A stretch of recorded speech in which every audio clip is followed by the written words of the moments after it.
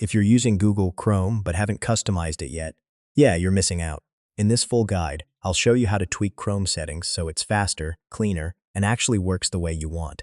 First, open Chrome, click the three dots in the top right corner, and then click Settings. That's your control center. Now, go to On Startup. You can choose to open a new tab, continue where you left off, or open a specific page like Google or your favorite site. Next, head to Appearance. Here you can change your theme, show or hide the bookmarks bar, and adjust font size. You can also set your default search engine. Just go to Search Engine and choose Google, Bing, or anything you prefer. Alright, this part's important.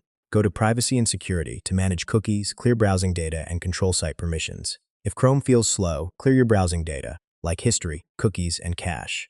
It can make a big difference. Now, check your extensions. Too many can slow down Chrome. Go to Extensions and remove anything you don't use.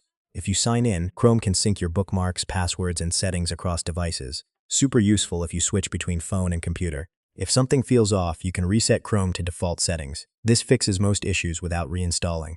And yeah, that's how you customize Chrome settings. Just a few tweaks, and your browser feels way faster, cleaner, and easier to use.